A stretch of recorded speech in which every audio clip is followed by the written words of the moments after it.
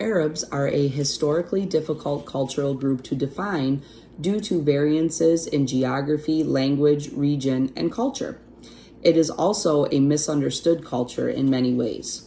Arab Americans are defined according to Hayes and Erford 2018 as individuals who define themselves as part of that ethnic group and have a heritage linked to the League of Arab States that reside in the United States. Arab Americans have been referred to as the invisible minority. However, according to Widner and Chicoine 2011, that changed.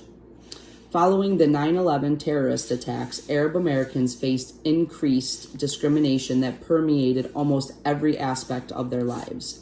Hate crimes, workplace discrimination, immigration policies, increased surveillance, detention, deportation, other forms of discrimination were all increased after 9/11.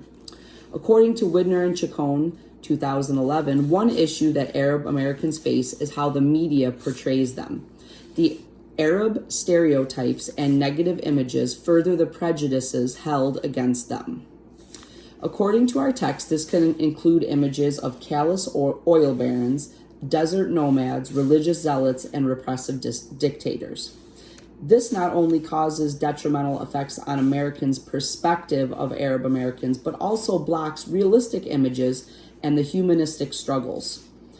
The negative images shown in U.S. cinema remains one of the most persistent stereotypes. This serves public attitudes and opinions, and especially post 9/11 fuels the prejudicial attitudes that are directed towards Arab Americans. A second issue that Arab Americans face is labor market discrimination. After 9/11, real wages and weekly earnings decreased.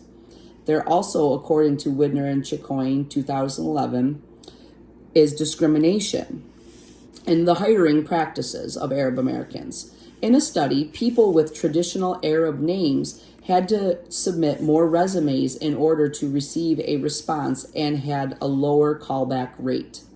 Another issue, according to Frank and Howe 2018, is that overeducated Arab Americans are entering the labor market. Overeducation is associated with negative life satisfaction and well-being. It often results in loss of social status and a misalignment between Arab Americans' educational and occupational attainment, which causes a decrease in one's satisfaction of life. So basically, there are widespread cases of Arab Americans being overeducated or trained for the jobs that they are able to obtain here in America. This may lead to alienation, social isolation, mental health issues, and high levels of dissatisfaction. According to our text, Arab Americans tend to prefer solution-focused, cognitive behavioral, or other practical and pragmatic interventions because it supports the tight-knit family and community units that also decreases internal conflict when searching for personal insights over community and especially family. Also, according to Cho 2018, the counselor and family can work together to determine the relationship with each family member. So the counselor can determine that. What information is shared and clarify what the counselor can disclose to the family. So they work together.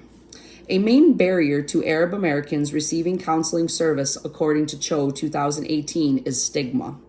In this culture, mental illness is thought to be a sign of weakness and an inability to cope. There are also feelings of shame and dishonor if there is mental illness in the family. Also, there is a challenge of the collective worldview. Arab Americans see themselves as part of their family and community first before being an individual. Decisions are made from the group and not the individual, according to our text. Thus, individuals may not seek help because they do not want to make an individual choice or bring shame to their family. As a professional counselor, these barriers can be mitigated by avoiding the tendency to impose Western biases and approaches. It is also helpful to involve the community and family by developing a client-family counselor triangular relationship, according to Cho 2018. It is beneficial to, in the clearest way, involve family as much as possible. Finally, according to our text, it is important to identify and understand the nature of stigmas and help-seeking behavior. Also, to practice cultural competence and adhere to the ethical standards of our field.